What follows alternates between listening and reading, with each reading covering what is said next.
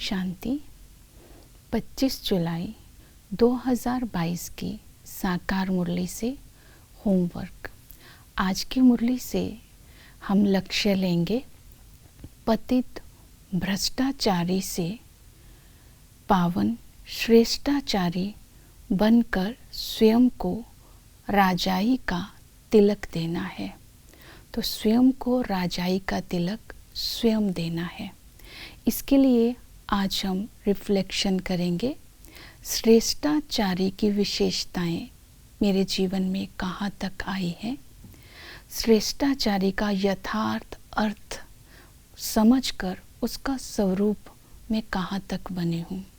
श्रेष्ठाचारी जो आत्मा होती है उसका हर कर्म, संकल्प, बोल श्रेष्ठ होता है, अर्थात रॉयल्टी होती है। ऐसी आत्मा ही विकर्माजीत राजा बनती है। तो श्रेष्ठाचारी बनने के लिए आज हम पुरुषार्थ करेंगे। अपने स्वभाव और अपने कर्मों में श्रेष्ठता लाने के लिए आज हम दो बातों को स्मृति में रखेंगे। अपने वंश को, बाबा ने कहा तुम ब्रह्मा मुख वंशावली हो, तुम ब्राह्मण हो तो पावन ज़रूर बनना है। तो वंश की स्मृति अगर रखते हैं तो हमें ब्रह्मा बाप समान ब्रह्मचारी बनना होगा। और ब्राह्मण जन्म की स्मृति रखते हैं तो ये जन्म भी पवित्रता से होता है। तो पवित्रता की धारणा हमें करनी होगी। तो वंश और जन्म की स्मृति रखते ही हमारे संकल्प, बोल, कर्म में श्रेष्ठता स्वतः आ जाएगी। दूसरा, बाबा ने कहा गृहस्थ में रहते कमल फूल समान रहना है। कमल सदा ही हल्का रहता है, न्यारा रहता है, उपराम रहता है और कमल पवित्रता की निशानी है।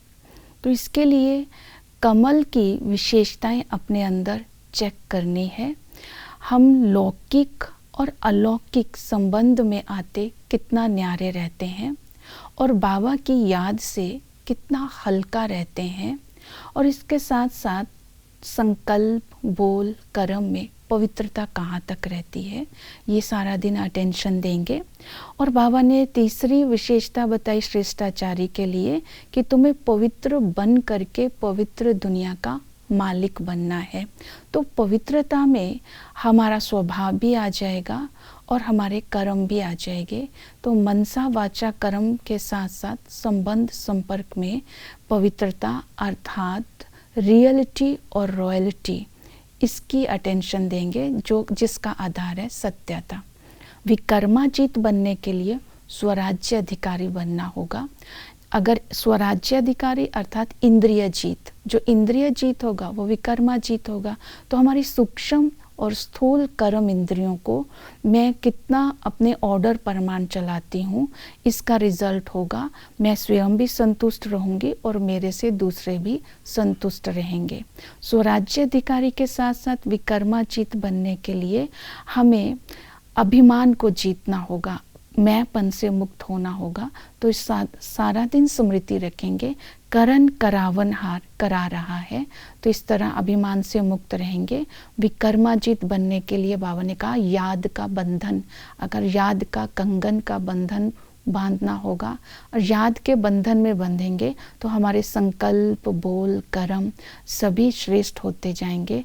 तो कोई विकर्म नहीं होगा। इसी तरह श्रेष्ठाचारी विकर्माजीत की विशेषताएं हमारे अंदर आती जाएंगी और हम स्वयं ही स्वयं को राज्य का तिलक इस संगम पर ही दे पाएंगे।